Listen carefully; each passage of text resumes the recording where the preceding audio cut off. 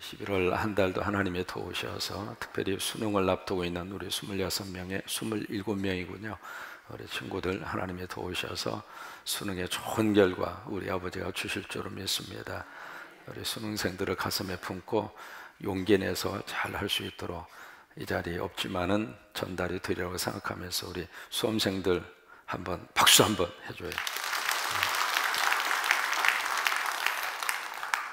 이 한 달 동안 하나님이 도우셔서 가정마다 기대 이상의 좋은 일들이 생기시기를 바라고, 또 믿음으로 좋은 복을 받는 한 달이 될 수 있도록 하나님의 축복하시는 그런 하루하루가 되시기를 주의 이름으로 축원합니다. 서로 한번 축복하세요. 한 달 동안 복 받고 사세요.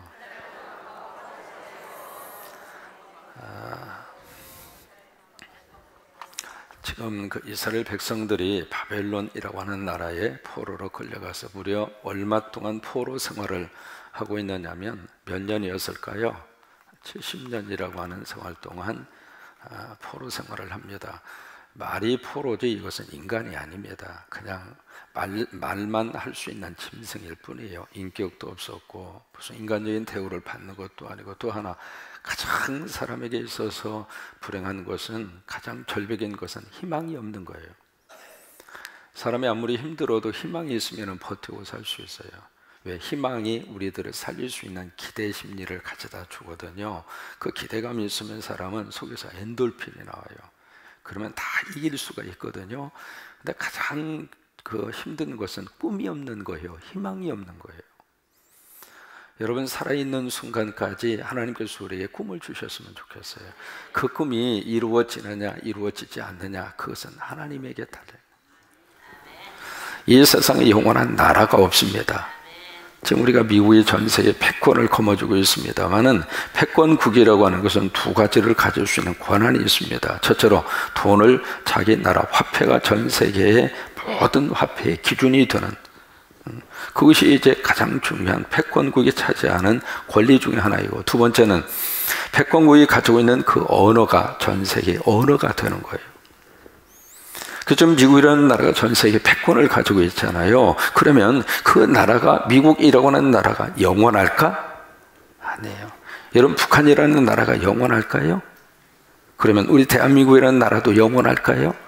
이 세상에 그 어떤 나라라 할지라도 영원한 나라가 없어요.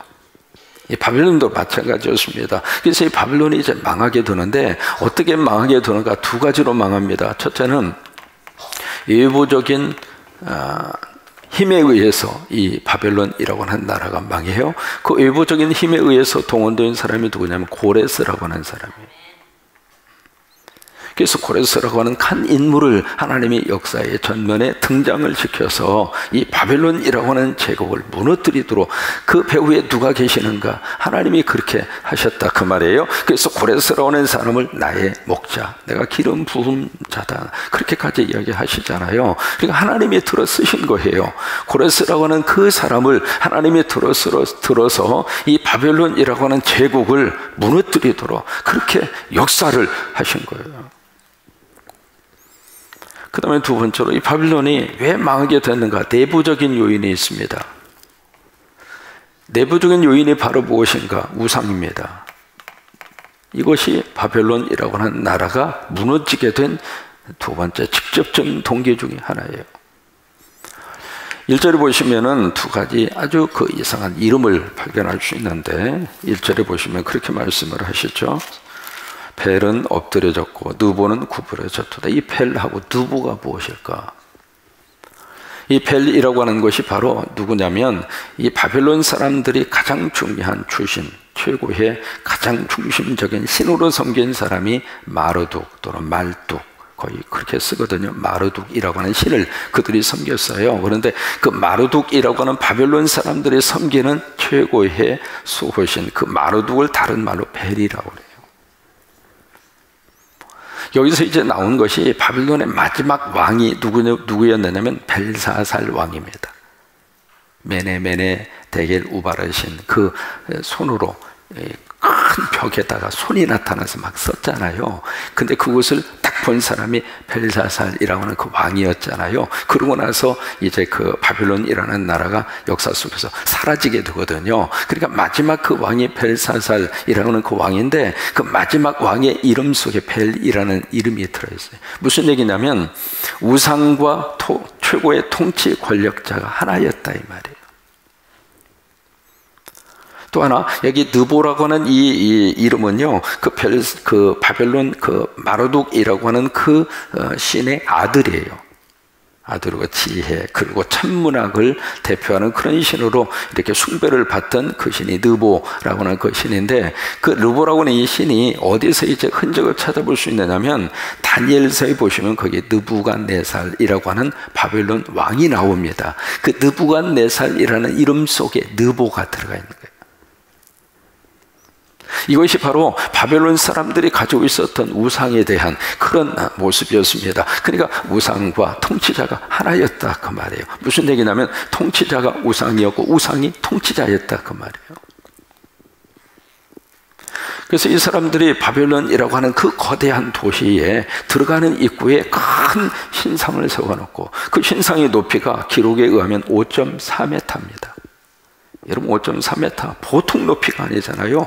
큰 신상을 마르둑 그리고 벨 그리고 느보라고 하는 이 신상을 5.3m짜리 큰 신상을 그렇게 세워놓고 거기서 절하게 하고 거기서 우상을 섬기게 하고, 그때 이것이 어떻게 됐는가? 무너졌다 이 말이에요. 그래서 일제로 보시면은 그 말씀에 엎드려졌고 구부려졌도다. 그러니까 그 거대한 동상이 무너졌다 그 말이에요. 무너져서 여기에 그것을 이 소나 그리고 짐승들 거기에다가 완전히 실어서 이 동상을 질질질질 지금 끌고 다니게 될 것이다 그 말이에요. 무슨 얘기냐면 바로 이 그들이 섬기던 우상, 이 우상에 의해서 이 바벨론 사람들은 철저하게 망하게 될 것이다 그 말이에요. 그들이 섬기던 그 우상의 결부에 가서는 하나님의 심판을 받아서 사라지게 될 것이다. 여러분 머릿속에 혹시 기억하실지 모르겠어요. 이라크에 사담 후세인이라고 하는 큰 동상이 있었잖아요. 그 동상을 사람들이 밧줄을 매서 막 무너뜨려 가지고 지지직 긁고 다니던, 혹시 그 모습 기억하십니까? 그 모습하고 똑같은 거예요. 이게 우상을 많이 세워놓으면 나중에 결과가 안 좋습니다. 그래서 그런 모습을 통해서 이제 뭘 기억을 하게 되느냐면, 북한에 가면 그렇게 우상이 그렇게 동상이 그렇게 많아요. 뭐 어디를 갔든지 동상이, 뭐 그 동네에서 가장 좋은 장소에는 동상이 우뚝 그렇게 세워져 있고, 또 하나 이쪽은 전기가 없어서 불을 켜지 못해도 동상은 밤이고 낮이고 환하게 하는, 그 동상을 거기에 담당하는 사람이 있어서 먼지 하나라도 있다가 만약에 걸리면은요, 그 마을 사람들 전체가 다 처벌을 받을 정도로 그 동상이 그 자체가 하나의 신이에요. 그러니까 동상이 한두 군데 있는 것이 아니라 그 거대한 동상들이 이 북한 지역의 전역 속에, 그래서 다른 나라에서 동상을 만들려면 북한 사람들을 초청해서 거기다가 제작해서 주문해 가지고 수출하는 것이 동상이에요. 동상 만드는데 1인자입니다 북한이. 망하는 나라의 가장 중요한 특징이 바로 우상이 많아지고 미신이 많아지고 동상이 많아지고, 그러면 망하는 거예요. 그것을 역사적으로 제대로 증명해 보여주는 나라가 이 바벨론이라고 하는 나라입니다. 그러면서 바로 이 바벨론이 외부적인 힘에 의해서 그리고 내부적인 우상 숭배 때문에 이 나라가 망하게 됐잖아요. 망하게 된 이 나라를 기억하고 교훈을 삼으라 그 말이에요.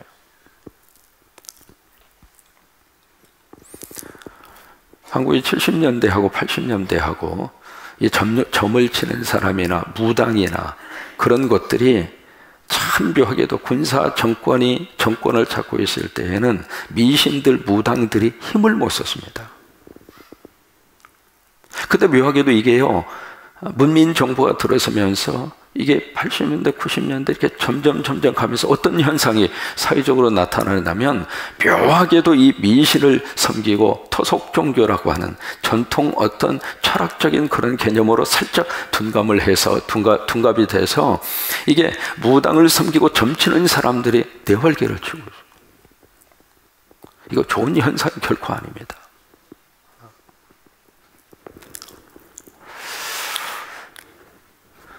그러면 두 번째로, 이스라엘 백성들이 이제 70년 만에 하나님께서 끄집어내는 작업의 첫 번째로 바벨론을 역사 속에서 무너뜨림으로 그 백성을 끄집어내셨고, 그 다음에 두 번째, 이 포로의 거룩한 이 포로에서 그들을 끄집어내면서 두 번째로 뭘 말씀을 하시는가? 하나님을 기억하라고 하는 메시지를 오늘 성경이 주고 있는 거예요.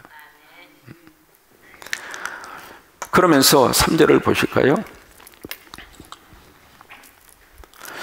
3절을 보시면서 1절과 2절은 우상을 섬길 때 어떤 결과가 나타나게 되는가, 그것을 말씀을 하셨다면 3절부터는 하나님을 섬기고 하나님을 붙들 때 어떤 역사가 나타나게 되는가. 3절, 야곱의 집이여 이스라엘 집에 남은 모든 자여 내게 들을지어다. 배에서 태어남으로부터 내게 어떻게 했어요? 안겼고. 우리가 태어나는 순간부터 하나님이 우리를 안으셨다고 하는 거예요. 우리 자녀들을 안으셨고, 우리 가족을 안으셨고, 우리의 민족을 하나님이 안아주셨고, 그러니까 내게 안겼고. 이것이 바로 신명기 1장 31절, 광야의 삶을 하나님이 말씀을 하시면서 광야의 그 삶 속에서 내가 바로 너희들을 안고 여기까지 왔다. 신명기 1장 31절 그렇게 말씀하시거든요. 광야라고 하는 그 척박한 환경 속에서 그들이 어떻게 살았는가 하나님이 안아주셨다고 하는, 이 한 달 동안 하나님이 우리를 안아주셔서 가는 장소마다 하나님이 도와주시기를 원하고, 하나님이 함께 해주시기를 원하고, 하나님이 복주시게 되기를 원하고, 내 힘으로 산 게 아니라 그 말이에요. 하나님이 도와주셔서, 하나님의 품에 안아주셔서. 여기서 우리 하나 기억나는 시가 있잖아요. 모래 위에 발자국이라고 하는 시 기억하세요? 어떤 사람이 꿈을 꿨다고 그러잖아요. 꿈이 예수님과 더불어 나란히 이렇게, 그러면서 자기의 지나온 날 돌아보니까 거기에 발자국이 두 개가 나란히 다정스럽게. 그래서 주님에게 물었다고 그러잖아요. 주님, 저게 뭐예요? 너와 나와 함께 걸었던 발자국이야. 근데 그 발자국이 두 개 이렇게 나있던 발자국이 어느 한순간에 하나밖에 없는 거예요. 근데 그 순간이 가장 힘들었던 순간이에요. 그래서 주님, 어떻게 저 발자국 하나밖에 없습니까? 그래, 그때는 내가 너를 업고 걸었지. 그 유명한 모래 위에 발자국이라고 하는 시잖아요. 그런 것처럼 여기서 3절에서 내게 안겼고, 그리고 그것으로 끝나지 않고 태에서 나무로부터 내게 어떻게 했어요? 업힌 너희여, 업었다 그 말이에요. 그러니까 우리를 안으시고 우리를 업으셨다 그 말이에요. 하나님이 우리 자녀들을 안아주시고 하나님이 우리 자녀들을 업어주셔서 그렇게 이 한 달 동안, 11월 한 달 동안 하나님의 도우심이 우리와 함께하게 되기를 주의 이름으로 축원합니다. 근데 이게 4절에 보시면 더 놀라운 하나님의 축복을 약속을 하고 있습니다. 너희가 노년에 이르기까지 내가 그렇게 할 것이다. 백발이 되기까지 내가 너희를 품을 것이다. 어린 시절뿐만이 아니라 이제는 노년이 돼서, 이제는 인생의 황금 노년기가 돼서 백발이 성장하는 그 순간까지라도 내가 너를 그렇게 할 것이다. 내가 지었은즉 내가 업을 것이고 내가 품고 구하여 내리라. 너희가 나를 누구에게 비기며 누구와 착하며 누구와 비교하여 서로 같다 하겠는가. 그러니까 우상을 섬기던 바벨론은 역사 속에서 사라지지만, 그 바벨론의 나라의 포로로 끌려있는 너희들은 하나님을 붙들고 하나님을 섬길 때, 그때 너희는 다시 살아나게 될 것이고, 참 기가 막힌 하나님의 거룩한 역사입니다. 망할 것 같은데 하나님이 섬기는 그 사람들은 다시 흥하게 될 것이고, 영원히 흥할 것 같은 그 사람들은 하나님이 없을 때 그 사람들은 망하게 될 것이고, 그것을 역사적으로 지금 하나님이 보여주시고 있는 거예요. 그러면서 10절 말씀에 하나님의 놀라운 계획 하나를 말씀을 하십니다. 10절에 보시면 내가 시초부터 종말을 알리며 아직 이루지 아니한 일을 애적부터 보이고 이르기를 나의 뜻이 설 것이다. 여기에 나의 뜻, 우리말 번역은 그렇게 되어 있습니다만 영어 번역에 보시면 my purpose라고 하는 단어를 씁니다. 이 purpose라고 하는 단어 하나 정도는 기억하셔야 될 필요가 있는데, 이 purpose라고 하는 말의 뜻이 목적이라고 하는 뜻입니다. 목적. 그러니까 여기서 나의 뜻을 이루리라, 그 말씀은 영어 번역에 보시면 나의 목적을 이루리라, 그 말이에요. 근데 이 목적을 누가 이루시는가? 하나님 이루시겠다, 그 말이에요. 근데 그 목적의 대상이 바로 누구냐면 하나님의 백성이에요. 구체적으로 말하면 여러분 속에 하나님의 목적이 있다, 그 말이에요. 우리 가정 속에 하나님의 목적이 있고, 우리 자녀 속에 하나님이 허락하시는 목적이 있고, 우리 교회 속에 하나님이 원하시는 목적이 있고, 그거예요. 그 목적을 이루시겠다, 그 말이에요.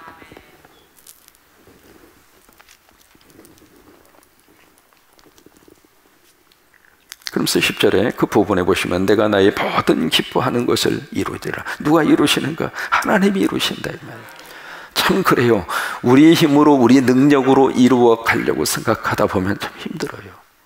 그런데 내 안에 하나님이 계셔서, 성령님이 계셔서 성령의 은혜로, 성령의 거룩한 역사로 이루시도록, 나를 쓰시도록 맡겨드리면 하나님이 나를 통해서 그 일을 하시겠다는 거예요. 이번 바자회 하나님의 목적을 이루기 위한 우리의 시도였잖아요. 성광 식구들이 하나가 돼서 애쓰고 수고하고, 그것은 우리 목적이 아니거든요. 하나님의 목적이에요. 그 하나님의 목적이 무엇일까? 살리는 살림의 목적이에요. 살리는 구체적인 행위가 무엇일까? 선교와 구제예요. 그것을 통해서 하나님의 살림의 역사가 나타나는데, 그 일에 우리가 움직인 것이 아니라 우리 안에 성령이 움직여 주신 거예요. 그러니까 연차를 내면서까지 와서 헌신을 해 주신 것이고,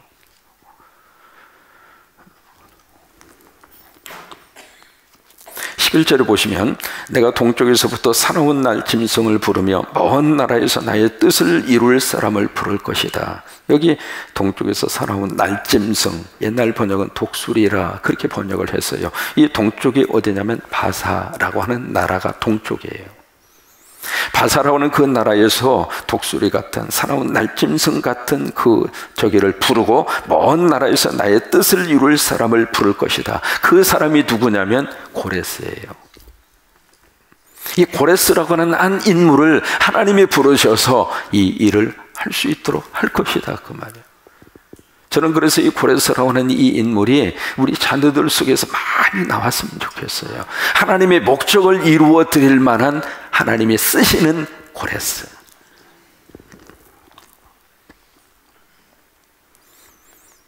내가 말하였은지 반드시 이룰 것이요 계획하였은지 반드시 시행하리라. 그러면 이 계획을 누가 이루어 가시는가? 하나님이 이루시겠다. 그래요. 우리가 하나님 붙잡고 있으면 하나님의 거룩한 역사와 능력으로 우리 삶 속에서 이런 놀라운 계획과 하나님의 목적들이 아름답게 이루어지게 되리라고 믿습니다. 그러면서 여기에 8절 9절에 기억하라 라고 하는 단어로 2번 쓰고 있습니다. 8절에 너희 패역한 자들아 이 일을 기억해라. 이 일이라고 하는 것은 바로 이거예요. 우상을 섬기다가 망해버린 이 바벨론 사람들, 그러니까 앞으로 우상 섬기는 자들의 미래가 어떻다고 하는 것을 기억해라. 어떤 일이지도 우상 섬기지 말고, 답답한 일이 있어도 점쟁이에게 가지 말고, 속상한 일이 있어도 뭐 자축인묘 이런 거 하지 말고, 토종비결 보지 말고, 운수 절대 떼지 말고, 철저하게 이 일을 기억하라, 그 말이에요. 이 우상 숭배의 마지막 결론이 어떻다고 하는 것을 기억하고 이 일을 하지 아니하도록 기억하라. 그 다음에 9절에 보시면 너희는 애적 일을 기억하라. 여기에서의 두 번째 기억하라고 하는 것은 이거예요. 하나님을 섬겼을 때 하나님이 어떻게 역사하시는가 라고 하는 것을 기억하라고 말. 우리가 과거에 하나님이 하신 일을 기억하면 오늘도 내일도 그 하나님의 은혜를 가슴에 품고 살아갈 수 있어요. 과거 힘든 시절에 하나님에 대해 삶 속에 어떻게 역사하셨고, 하나님이 나를 어떻게 먹이셨고, 하나님이 우리 가정을 어떻게 일으켜 세우셨고, 그것을 꼭 기억하고. 왜? 그래야 사람이 교만하지 않아요. 가장 힘들고 고통스러웠고 눈물 나던 그 시절을 잊어버리면 사람은 항상 교만할 수밖에 없어요. 그 시절 잊어버리지 말고. 예루살렘에 가면은 야두바심이라고 하는 야두바심이라고 그래서 유대인들이 600만 명이 히틀러에 의해서 죽잖아요. 그 사람들을 추모하는 추모관이 있습니다. 예루살렘 그 도심 안에 있어요. 그 이름이 야드바심이에요. 야드바심. 그 야드바심이라고 하는 곳에 이 말의 이 히브리어 말의 뜻은 기억이라고 하는 뜻이에요. 기억이라는 뜻. 거기에 딱 이렇게 들어가면은 그렇게 큰 건물은 아닙니다. 딱 출입구에 딱 문을 열고 들어가면 그 앞에 가장 인상적으로 이렇게 딱 오는 것이 좌측에 안경이 그렇게 산더미처럼 쌓여 있습니다. 그 안경이 바로 뭐냐면 가스실로 들어가기 전에 벗어놓은 안경이에요. 많이 600만 명이죠. 거기에 이제 100만 명을 추모하는 추모관이에요. 그리고 정면에 사진 하나가 참 뇌리 속에 너무 깊이 팍 하고 와닿는 사진이 하나 앞에 정면에 흑백 사진이 딱 걸려 있어요. 어머니가 아이를 업고 그리고 한 손에 아이를 잡고 그리고 나서 가스실로 들어가는 마지막 장면을 찍은 사진이에요. 참 궁금해서요. 저 사진을 누가 찍었을까? 두 번째, 아무리 찍었다 하더라도 저 필름을 어떻게 입수했을까? 그래서 물어봤어요. 그랬더니 누군가가 그걸 찍은 거예요. 찍어서 그 필름을 감추고 있다가 자기가 가스실로 들어가면서 들킬 것 같으니까 그 필름을 그 다음 사람에게 넘긴 거예요. 그 다음 사람이 가지고 있다가 자기도 가스실로 들어갈 때 또 넘긴 거예요. 그러면서 하는 말이 언젠가 한 사람은 살아남을 것이다. 그 사람이 역사의 진실을 밝혀줄 것이다. 그렇게 해서 그 사진이 남아가지고 그 사진이 들어가는 입구 정면에 큰 흑백 사진으로 딱 하고 거기에 있는데 들어가면 깜깜합니다. 깜깜한데 그 전체에 큰 가장 그 홀처럼 생겨져 있는 그 한 중심에 뭐가 있느냐면 촛불이 하나 켜져 있어요. 그 촛불을 거울을 이용을 해서 반사를 시켜가지고 100만 개를 만든 거예요. 거울에 반사되는 그 촛불의 모습으로. 촛불은 하나를 켜놨는데 100만 개의 촛불을 거울로 반사를 해서 해놓고 3초에 한 번씩 100만 명의 그 사람들의 이름을 불러주어요. 거기서 그렇게 해놓고 그 이름을 야드바심이라 그렇게 부른 거예요. 기억하라며 기억하라. 여러분 천안에 가면은 우리나라에는 뭐가 있느냐면 천안에 가면 독립 뭐가 있죠? 기억입니까? 기념입니까? 기념관이 있습니다. 여기서 차이를 하나 느낄 수 있는 거예요. 거기에 가면 일제시대에 고문했던 고문기구 뭐 그런 것들도 있고 막 그래요. 독립을 위해서 얼마나 애썼는가라고 하는 것들이 있어요. 그런데 우리는 과거에 그런 고통을 당하고 그 역사 속에서 그런 것을 막 아무튼 기억을 하면서 다시는 이 일이 벌어지지 아니하도록 어떤 그런 내용보다는 독립이라고 하는 것을 기념하고 싶은 거예요. 그런데 기억이 없는 기념은 사실은 오래가지 못합니다. 기억해야 돼요. 뉴욕에 가시면은 그 쌍둥이 빌딩이 있었던 9/11 테러 사건을 통해서 그 쌍둥이 빌딩이 폭격을 받아서 사라졌잖아요. 사라졌는데 그 거기에다가 이제 다시 기념 저기를 써봤습니다만 그 밑에 뭐라고 써져 있는 줄 알아요? 세 가지 단어가 쓰여져 있습니다. 첫째는 think back. back이라는 것이 과거예요. think라고 하는 게 생각하라고 하는 것이에요. 과거를 생각해라. 그 다음에 두 번째 move forward. forward라고 하는 것은 앞으로 가라 그 말이에요. move forward. 미래로 향하라. 세 번째 it's time. 그때가 지금이다. 상당히 인상적으로 써져 있는 세 글자입니다. think back. 과거 기억해. move forward. 그리고 앞으로 나가. it's time. 그때가 지금이야. 11월 한 달 동안 하나님 우리와 함께 하시기를 바라고, 하나님 우리 삶 속에 역사해 주시기를 바라고, 그런 은혜가 넘치게 되기를 주의 이름으로 축원합니다.